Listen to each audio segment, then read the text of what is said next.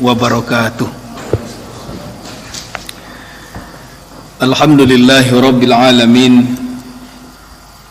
Alhamdulillah allazi anzala sakinata fi qulubil mu'minin liyazdadu imanan ma'a imanihim. Asyhadu an la ilaha illallah wahdahu la syarikalah, lahul mulku wa lahul hamdu yuhyi wa yumitu wa huwa ala kulli syai'in qadir. Wa asyhadu anna Muhammadan abduhu wa rasuluhu la nabiyya ba'dah.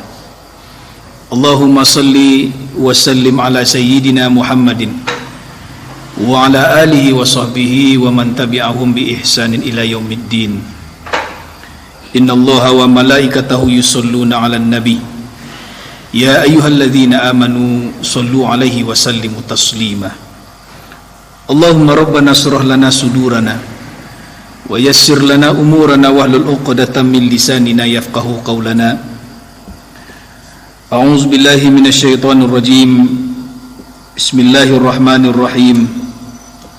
Wal 'ashri innal insana lafi khusrin illa alladzina amanu wa 'amilus solihat wa tawasaw bil haqq wa tawasaw bis sabr. Faqala Rasulullah sallallahu alaihi wasallam, wa innamal a'malu bil khawatim, ya'malu fa kullun muyassarun lima khuliqa lahu. Allahumma arhamna bil Qur'an wa sadaqta ya Rasulullah. Bapak dan Ibu kaum muslimin sidang jemaah maghrib menjelang isya rahimakumullah. Segala puji dan syukur untuk Allah Subhanahu wa taala. Salawat dan salam untuk Nabi Muhammad sallallahu alaihi wasallam. Alhamdulillah, dan malam hari ini Allah masih memberikan kepada kita nikmat yang banyak sekali. Terutama adalah nikmat kehidupan. Dengan kehidupan itu kita perbaharui niat kita dengan satu harapan Allah Subhanahu wa taala, akhiri kehidupan kita ini dengan husnul khotimah. Tidak ada yang kita tuju dalam kehidupan ini kecuali adalah mati dengan mati yang baik, dan Allah berikan ampunannya kepada kita sebelum kematian kita itu. Dan ketika kita telah dimatikan, Allah berikan rahmat kepada kita. Alam kubur kita menjadi taman bagi kita, dan tatkala ketika dibangkitkan nanti, kita dimasukkan ke dalam kelompok hamba-hambanya yang telah diampuni dosa-dosanya. Karena itu ibu dan bapak yang dirahmati Allah, hikmah dari kita mengingat perjalanan waktu, pergantian waktu adalah untuk mempersiapkan diri kita mengakhiri kehidupan kita di dunia ini. Ibu dan bapak yang dirahmati Allah, kita mengingat dalam riwayat di mana Rasulullah sallallahu alaihi wasallam mengingatkan kepada kita, wa innamal a'malu bil khawatim, sesungguhnya segala perbuatan itu tergantung kepada akhirnya. Banyak penjelasan dari ulama-ulama tentang potongan hadis ini. Ada satu penjelasan, hadis ini berkaitan dengan tatkala ketika Rasulullah sallallahu alaihi wasallam menemui beberapa sahabat beliau yang sedang duduk di sebuah majelis. Kemudian beliau memegang dua kitab. Satu kitab dipegang dengan tangan kanan beliau, yang satu lagi tangan kiri beliau. Rasulullah sallallahu alaihi wasallam mengangkat kitab yang berada di tangan kanan beliau. Lalu beliau bertanya, tahukah kalian apa isi kitab ini? Sahabat yang mendengar mengatakan, Allah dan Rasulnya yang mengetahui. Maka Rasulullah sallallahu alaihi wasallam mengatakan, di dalam kitab ini telah tercatat nama-nama orang yang akan dimasukkan ke dalam surga, diikuti dengan nama ayah-ayah mereka, Fulan bin Fulan bin Fulan bin Fulan. Dan tahukah kalian apa yang ada di dalam kitab ini? Seraya beliau mengangkat kitab dengan tangan kanan, tangan kiri beliau, sahabat pun menjawab, Allah dan Rasulnya yang mengetahui. Kemudian beliau pun berkata, di dalam kitab ini telah tertulis nama-nama orang yang akan dimasukkan ke dalam neraka, diikuti dengan nama ayah mereka. Maka bertanya beberapa sahabat pada waktu itu, kalau begitu untuk apa lagi kami beribadah ya Rasulullah?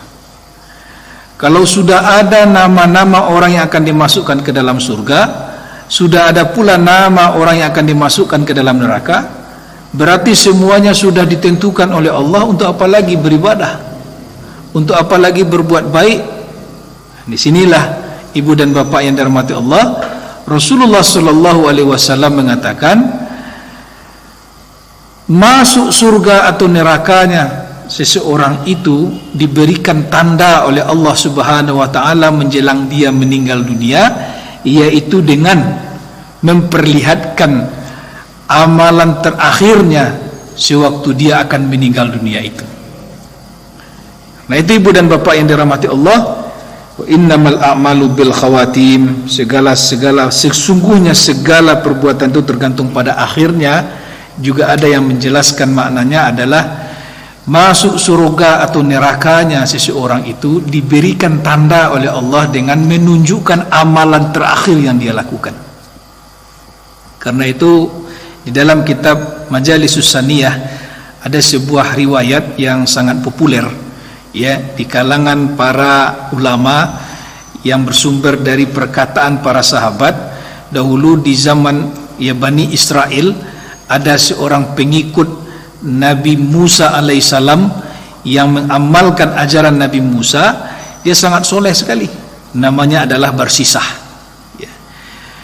Barsisah ini diberikan umur yang panjang oleh Allah Subhanahu wa ta'ala.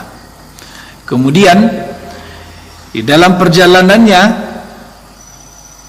dia sangat rajin beribadah, sehingga dia terkenal dengan sebutan abid, seorang ahli ibadah.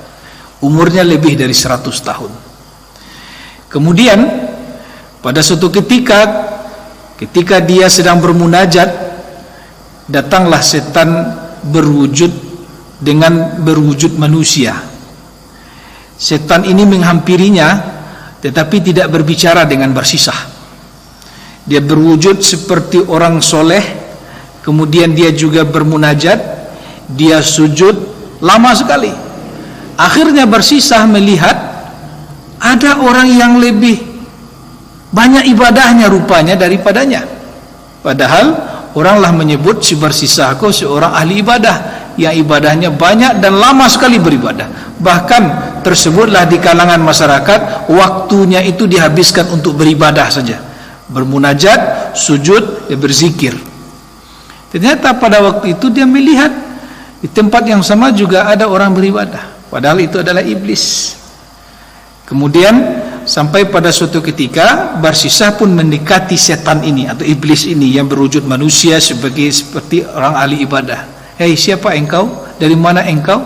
Dan aku melihat engkau beribadah dengan khusyuk sekali. Lalu si iblis pun berkata, saya adalah orang yang berasal dari negeri sana dan saya sudah lama melaksanakan ibadah ini. Berapa lama engkau telah beribadah? Saya telah beribadah selama 120 tahun, kata iblis tadi. Berarti engkau lebih lama ibadahnya dengan saya. Apa ibadah yang telah engkau lakukan?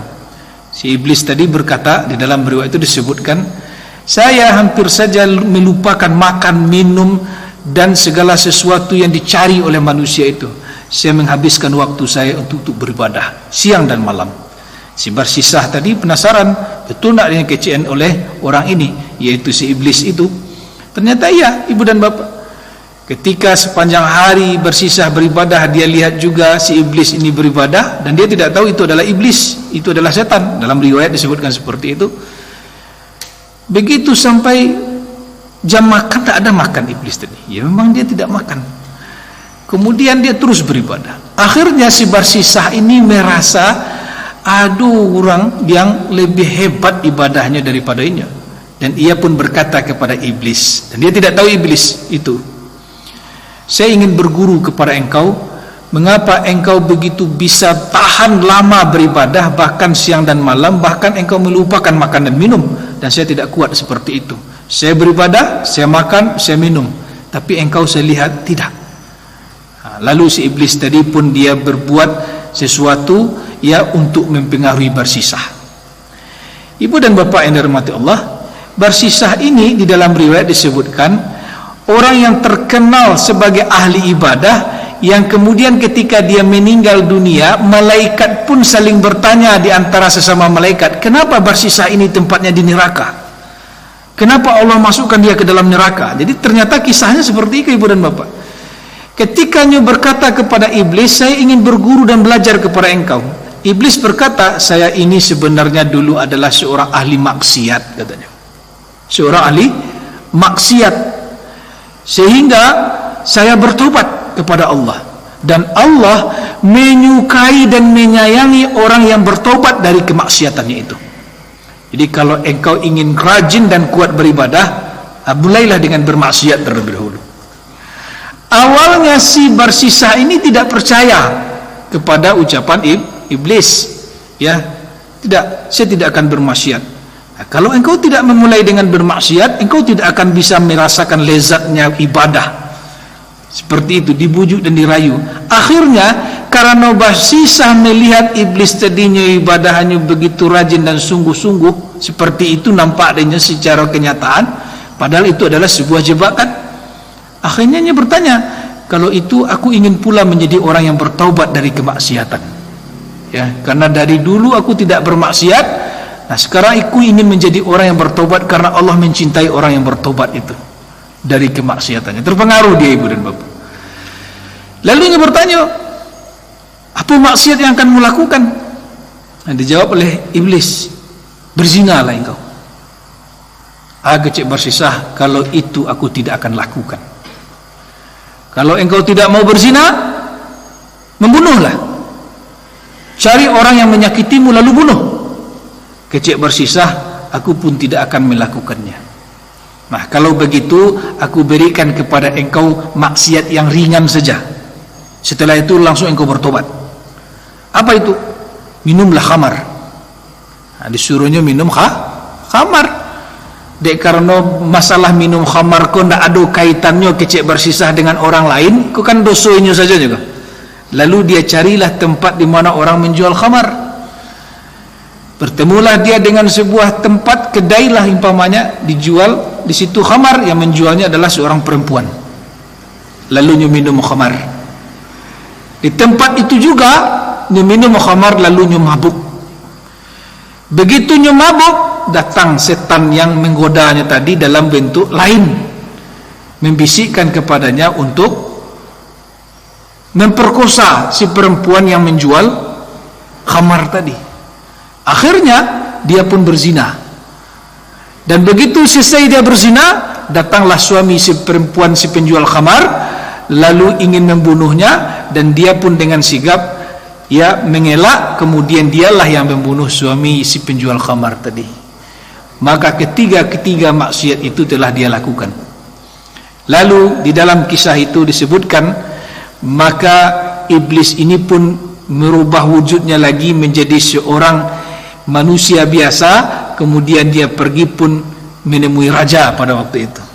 Ya, di dalam kitab Majalisus Saniyah itu Syekh Ibnu Hijazi menjelaskan, dia pun menemui raja, mengadukan si Barsisah kepada raja karena dia telah membuat kemaksiatan. Dia telah minum khamar, dia telah berzina dan telah membunuh. Akhirnya Barsisah pun ya dipanggil dan akhirnya dia dihukum. Ketika dia akan digantung, ya akan dibunuh, iblis itu pun datang kepada Barsisah dengan mengatakan, sekarang apa yang hendak engkau lakukan? Apa kata Barsisah pada waktu itu? Ternyata engkau adalah seorang penjahat, ternyata engkau adalah seorang yang berniat buruk sehingga ingin menjatuhkanku. Lalu apa yang engkau inginkan sekarang, wahai Barsisah? Barsisah pun berkata, saya ingin turun dari tiang gantungan ini. Saya ingin kembali beribadah dan bertobat. Bisa dengan satu syarat saja. Saya bisa menurunkan engkau dari tiang gantungan, kemudian engkau pergi kembali ke tempatmu, ke kampungmu, dan engkau beribadah dan bertobatlah di sana. Bagaimana caranya? Kata Barsisah, engkau sujud kepadaku, kata iblis. Bagaimana bisa aku sujud kepada engkau, wahai iblis? Nah, baru dia sampaikan kata itu, wahai iblis itu. Tanganku terikat dan badanku juga diikat. Kata iblis kepada Barsisah, cukup engkau dengan memberikan isyarat menundukkan kepalamu, engkau telah sujud kepadaku. Ayolah, dek karena harapannya bisa turun dari tiang gantungan, kemudian ia akan bertobat katanya dan akan beribadah lagi. Kemudian dia menundukkan kepalanya kepada iblis, dan pada waktu itulah pedangnya Algojo memenggal lehernya dan dia pun mati. Dan inilah yang mengantarkan Barsisah masuk ke dalam neraka, sehingga tatkala malaikat melihat Barsisah ini masuk ke dalam neraka, mereka pun saling bertanya kenapa Barsisah masuk ke dalam neraka. Nah, demikian dalam sebuah riwayat menjelaskan makna innamal a'malu bil khawatim ini. Kita masih ingat juga sebuah riwayat di mana Rasulullah Shallallahu Alaihi Wasallam memberikan sebuah isyarat dalam sebuah perperangan tentang seorang ahli neraka. Rasulullah diberikan berita gaib dari Allah Subhanahu Wa Taala tentang orang-orang yang ikut berperang pada waktu itu. Namanya adalah Kirkirah. Nah, Kirkirah ini, ibu dan bapak yang dirahmati Allah, orang yang ikut berperang di medan perang dan dia berada di barisan terdepan, tetapi ada tanda-tanda ahli neraka padanya, sehingga tanda itu pun diketahui oleh Rasulullah, dan Rasulullah pun berkata, kalau kalian ingin melihat ahli neraka, itulah dia. Aduh, penasaran sahabat, lalu diselidiki kenapa laki-laki itu sudah berada di medan perang, berjihad, menegakkan agama Allah, melawan orang-orang kafir, tetapi mengapa ada tanda, ada sinyal bahwa dia adalah seorang ahli neraka? Ternyata apa yang terjadi, Bapak Ibu yang dirahmati Allah, di tengah-tengah pertempuran yang hebat itu, Kirkirah telah tertancap banyak anak panah di dalam tubuhnya, di tubuhnya. Walaupunlah ditancap oleh anak panah, Kirkirah terus berjuang. Bahkan ibu dan bapak, dia pun berteriak dengan teriakan takbir. Namun apa yang terjadi di kemudian hari, di kemudian perperangan itu, karena begitu banyak anak panah yang telah menancap di tubuh Kirkirah, dia pun jatuh. Tidak kuat lagi berdiri. Kemudian dia mulai meraung, dia mulai merasakan sakit, dan dia mulai mengeluh sakitnya itu. Tetapi ajalnya belum sampai pada waktu itu. Tapi pada waktu itulah dia mencabut satu anak panah yang telah tertancap di tubuhnya itu. Dia ambil anak panah, lalu tusukkan ke jantungnya. Matilah dia pada waktu itu karena tidak bisa menahan sakit. Apa amalan terakhir dari Kirkirah? Membunuh diri. Nah, karena itulah ibu dan bapak yang dirahmati Allah, ulama mengajarkan kita banyak zikir agar kita dijadikan orang dalam mengakhiri kehidupan ini mendapatkan husnul khatimah. Ya Allah biha, ya Allah biha, ya Allah biha, ya Allah biha bi husnul khatimah. Artinya ibu dan bapak, bermohon kita kepada Allah menjadi orang yang taubatan qablal maut, rahmatan indal maut, wa maghfiratan ba'dal maut. Allahumma hawin alaina fi syakaratil maut wa najatan minan nar wa afwa indal hisab. Maka kata Rasulullah sallallahu alaihi wasallam, ada orang yang telah mengerjakan pekerjaan ahli surga, tetapi dalam perjalanannya dia tidak bisa istiqomah dan dia tidak sabar, sehingga dia mengerjakan pekerjaan ahli neraka dan mati pada waktu itu, tempatnya adalah di neraka. Orang yang telah mengerjakan pekerjaan ahli neraka, lalu dia bertobat, dan begitu selesai dia bertobat, Allah tentukan ajalnya, mati dia dalam keadaan bertobat, tempatnya itu adalah di surga. Karena apa? Karena dia mengerjakan pekerjaan ahli surga menjelang dia akan mati. Nah, semua itu ibu dan bapak adalah ketentuan Allah Subhanahu wa taala. Maka apa yang harus kita lakukan adalah dalam setiap pergantian waktu yang kita lalui ibu dan bapak yang dirahmati Allah, disitulah pentingnya kita bermuhasabah. Bukan pergantian tahun saja, pergantian hari pun. Pergantian hari. Karena apa ibu dan bapak yang dirahmati Allah? Tidak ada satupun kita yang tahu dalam kondisi seperti apa kita akan meninggal dunia. Ada sebuah riwayat Bapak Ibu di dalam kitab yang sama, Majalisus Saniyah. Tatkala ketika Nabi Musa alaihissalam menuju Tuhannya, tidak dijelaskan di sana seperti apa Nabi Musa menuju Tuhannya, namun beberapa ulama pernah menjelaskan seperti halnya Nabi melakukan perjalanan Isra dan Mi'raj, ya, diperjalankan oleh Allah Subhanahu wa taala, dan beliau menyaksikan banyak peristiwa, kejadian, bahkan perbuatan-perbuatan manusia dalam perjalanan itu. Nah, Nabi Musa alaihissalam pun mengalami hal yang sama. Tatkala ketika beliau menuju Tuhannya, dalam kitab itu disebutkan, Nabi Musa alaihissalam melihat seorang laki-laki berada di bawah ars lindungan Allah Subhanahu wa taala. Lalu beliau pun bertanya, dan Allah menjawab pertanyaannya dengan memasukkan jawaban ke dalam hati Nabi Musa alaihissalam. Pertanyaan Nabi Musa, siapa gerangan nama laki-laki yang berada di bawah ars Allah itu? Laki-laki yang berada di bawah ars Allah, malaikat saja tidak sampai ke sana. Siapa gerangan namanya?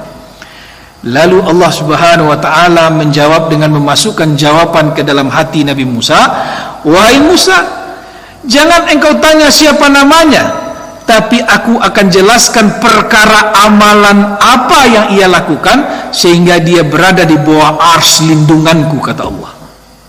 Itu yang harus kita ketahui Bapak Ibu, dan inilah yang harus kita pegang. Sebab apa? Tidak ada satu pun yang tahu kapan kematian itu akan datang kepada kita.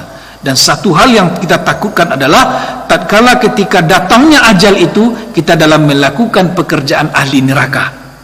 Ini yang kita takutkan. Dan yang kita harapkan ketika kematian itu datang, kita sedang melakukan pekerjaan ahli surga. Nah, kuncinya di yang tiga ini. Apa kata Allah kepada Nabi Musa? Perkara amalan apa yang telah dia lakukan, itulah yang harus engkau ketahui Musa.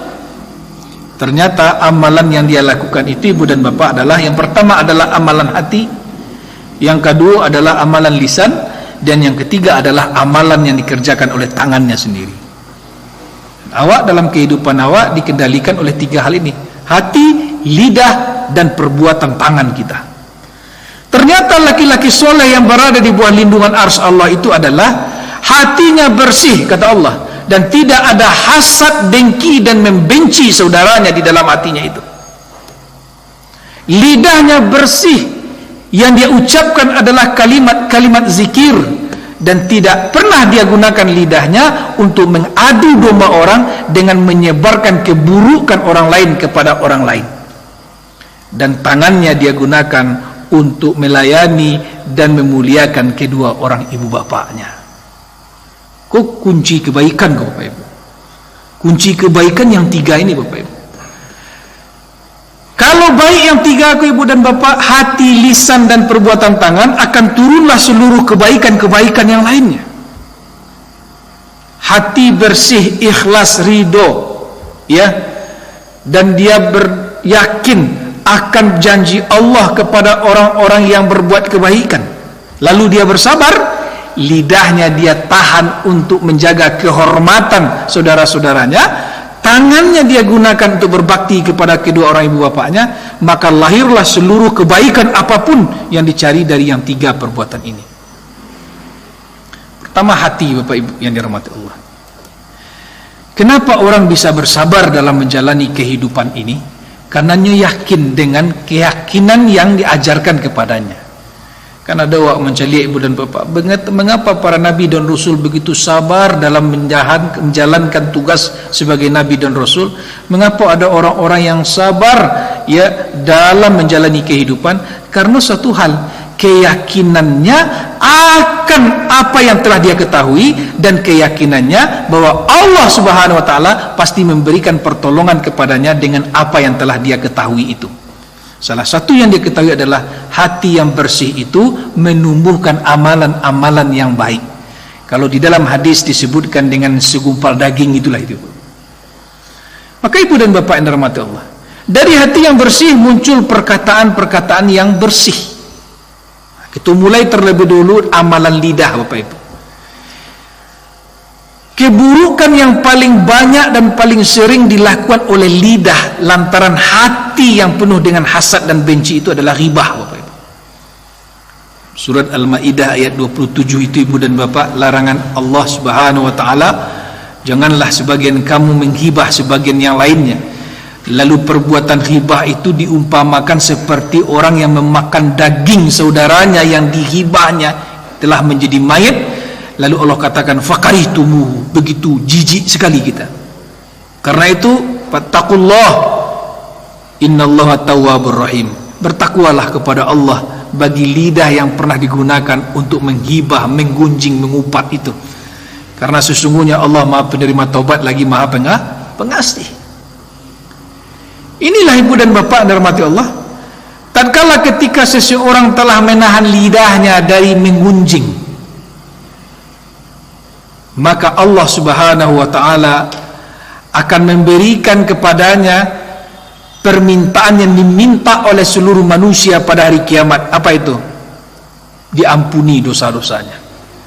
Nah, ini apa itu ghibah, Bapak Ibu yang dirahmati Allah? Diriwayatkan dari Ikrimah, seorang wanita bertubuh pendek tapi dia fasih berbicara datang menemui Rasulullah sallallahu alaihi wasallam.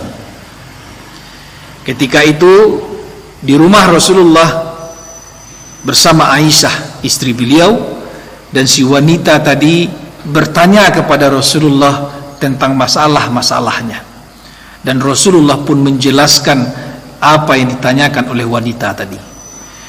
Nah, setelahnya mendapatkan nasihat dari Rasulullah SAW dan menyampaikan banyak sekali pertanyaan, kemudian wanita tadi pergi.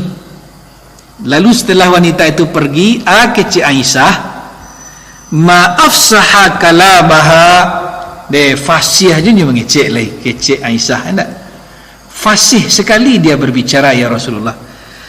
Laula annaha qasiratun, maknanya tapi sayang badannya pendek. Paham Bapak Ibu?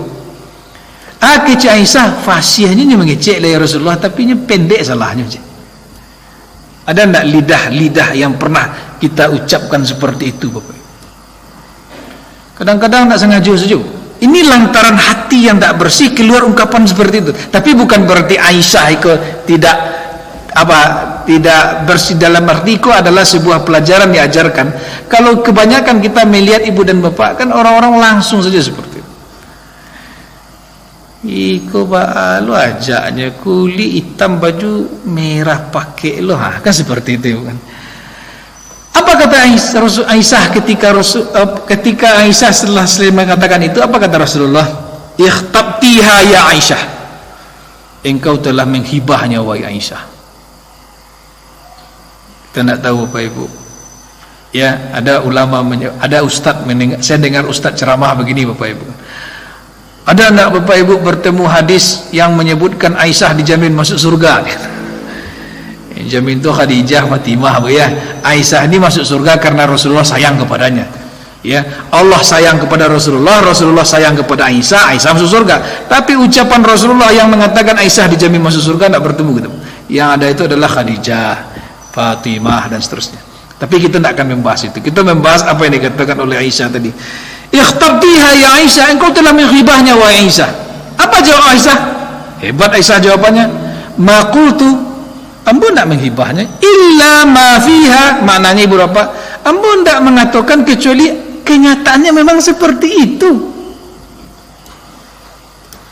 Kenyataannya memang seperti itu kan. Lalu apa itu ghibah kira-kira itu Ibu dan Bapak dirahmati Allah? Sedangkan menyampaikan kejelekan saudara kita yang memang jelek dia lakukan misalnya kan, itu ghibah. Apalagi kejelekan itu tidak dilakukan oleh saudara kita dan kita mengatakan itu adalah sebuah kejelekannya, fitnah lah gitu. Lalu tatkala ketika Rasulullah SAW mendengar jawaban Aisyah itu, man kaffa lisanahu an a'radil muslimin, kata Rasulullah, aqalallahu asratahu yaumal qiyamah. Siapa orang yang menahan lidahnya demi untuk menjaga kehormatan saudara-saudaranya sesama muslim, Allah akan memaafkan kesalahannya pada hari kiamat, di mana setiap orang ketika melihat amal perbuatannya pada waktu itu seluruhnya meminta kepada Allah agar diampuni dosa-dosanya, dan orang yang telah menahan lidahnya untuk menjaga kehormatan saudara-saudaranya sesama muslim, Allah langsung maafkan dia. Inilah ibu dan bapak amalan yang kita tidak tahu. Terkadang baru saja kita mengucapkan kejelekan saudara kita, tata ruang awak jatuh mati langsung. Kita tidak tahu husnul khotimah atau su'ul khotimah, karena kita ada perkara di situ Bapak Ibu dengan saudara kita. Hanya ibu dan bapak yang dirahmati Allah, di dalam sebuah riwayat pernah disebutkan ada seorang wanita yang mendatangi sebuah majelis yang dihadiri oleh para ahli fikih, ya. Wanita tadi dengan wajah yang sangat sedih, kemudian penuh keraguan dan rasa takut mendatangi majelis itu. Begitulah hampir masuk ke majelis itu, balik, ya, malunya Bapak Ibu, laki-laki semua ahli fikih. Kemudian yang pulang, lu balik. Begitu sampai di pintu, ragunya Bapak Ibu, nampak dari wajahnya rasa malu. Ada seorang ahli fikih yang berdiri dan menghampiri wanita itu. Hei, tadi engkau bolak-balik, apakah ada hajatmu yang ingin kau sampaikan ke sini? Kecik wanita tadi, iya, saya ingin bertanya tapi saya malu.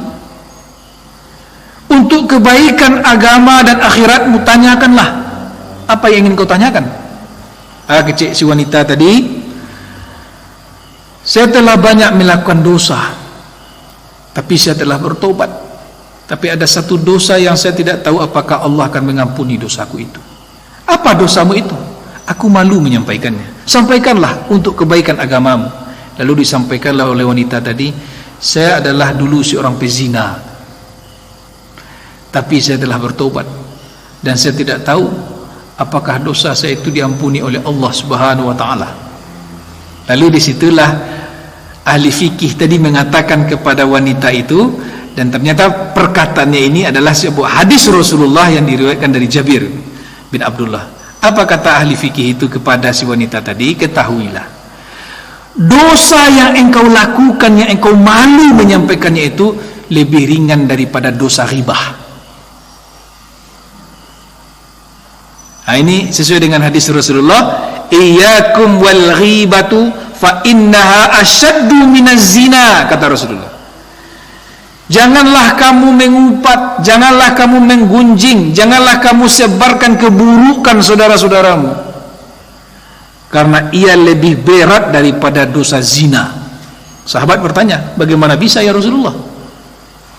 Kankah zina itu masuk ke dalam kelompok dosa besar itu? Syirik, mempersekutukan Allah, durhaka kepada kedua orang ibu bapa, membunuh, makan riba, makan harta anak yatim, berzina, dan banyak lain dosa-dosa besar. Zina masuk ke dalamnya. Bagaimana mungkin dengan mengucapkan lalu dosanya lebih berat daripada dosa zina? Apa jawab Rasulullah? Orang yang berzina, dia bertaubat kepada Allah, dia menyesali perbuatannya itu, dia menjauhkan dirinya lagi dari perbuatan itu, dan dia tidak mendekati segala sesuatu yang menyebabkan dia bermaksiat itu. Kemudian dia berbuat kebaikan, Allah ampuni dosanya, kata Rasulullah. Tapi orang yang telah menghibah saudaranya, orang yang telah menggunjing saudaranya, lalu dia bertobat, Allah tidak langsung ampuni dosanya, kecuali dia harus mendapatkan maaf dari saudaranya yang telah dia gunjing, yang telah dia ghibah itu. Inilah ibu dan bapak yang dirahmati Allah. Apa kaitannya dengan hadis yang kita sampaikan tadi? Begitu banyak orang yang menganggap sepele perbuatan itu, sehingga dia pun dalam keadaan menggunjing mati dan belum sempat meminta maaf kepada saudara-saudaranya yang telah dia gunjing itu. Walaupun itu adalah sebuah kenyataannya memang seperti itu, kata Aisyah tadi. Ambo nak mengunjing, tapi kenyataan memang seperti itu. Syanu mereka. Makanya kata Abu Darda, ya, basahilah lidahmu dengan zikir kepada Allah Subhanahu wa taala, itu akan menghalangimu untuk menggunjing keburukan-keburukan saudara-saudaramu. Ya. La ilaha illallah, la ilaha illallah, la ilaha illallah. Kalau itu saja isi lidah wali tak sempat mengunjing. Tapi lidah yang tidak bisa mengingat Allah Subhanahu wa taala, maka lidah seperti itulah yang mudah ditenggeri oleh setan, dan bisa saja kita mati dalam keadaan menggunjingkan saudara-saudara kita itu. Ini yang kita takutkan Bapak Ibu. Amalan terakhir kita adalah menggunjing. Apa jadinya kira-kira itu? Maka dari itu, penyebab seorang soleh tadi berada di bawah arsy lindungan Allah karena lidahnya tidak pernah dia gunakan untuk menggunjing itu. Yang kedua, hatinya bersih dari penyakit hasad. Coba kita lihat hasad, Ibu dan Bapak. Rasulullah SAW mengatakan bahwa suatu ketika Allah berfirman kepada Nabi Zakaria tentang orang-orang hasad. Jadi kata Rasulullah, telah menyusup ke dalam hati kalian penyakit umat-umat terdahulu. Apa itu? Hasad dan membenci saudaranya. Lalu kata Nabi, suatu ketika turun firman Allah kepada Nabi Zakaria yang menjelaskan tentang siapa itu orang hasad. Ya, kata Allah kepada Nabi Zakaria, al-hasidu aduwwul li ni'mati muskhitun li qada'i. Maknanya adalah orang hasad itu orang yang ada kebencian di dalam dirinya lantaran Allah membagikan nikmatnya kepada hamba-hambanya. Jadi ketika nyoman caliak seseorang dapat nikmat dari Allah, bencinya bu. Orang naik pangkatnya nyoman bencinya bu. Bertukar kendaraan, benci dia, hasad. Ya, tak senang dia bu melihat Allah memberikan nikmat kepada orang lain. Ini penyakit, ibu dan bapak yang dirahmati Allah. Turunan dari penyakit hasadku adalah ribah sebetulnya kan. Turunan dari ribah itu fitnah. Dan kalau sudah tersebar fitnah itu, itulah kezaliman. Lihat surat Al-Maidah ayat 27 yang tadi itu, surat Al-Hujurat ayat 12 itu bu. Ya bukan ya khatab ba'dukum ala ba'din, itu surat Al-Hujurat ayat 12, dan Al-Maidah ayat 27 itu menjelaskan ibu dan bapak rahmat Allah tentang Allah menjelaskan kepada kita melalui sebuah peristiwa diterimanya ibadah seseorang dan ditolaknya ibadah seseorang. Siapa yang dikisahkan di dalam ayat ini? Dua putra Adam yang diperintahkan untuk berkurban, ya, fatuqabbila min ahadihima wa lam yutaqabbal minal akhar. Satu diterima, yang satu lagi tidak diterima. Qala, berkata yang ibadah kurbannya yang tidak diterima, la aqtulannaka, aku akan pasti bunuh engkau, katanya kepada saudaranya. Qala, yang ibadahnya diterima oleh Allah, berkata, innama yataqabbalullahu minal muttaqin, Allah menerima ibadah kurban orang-orang yang bertakwa.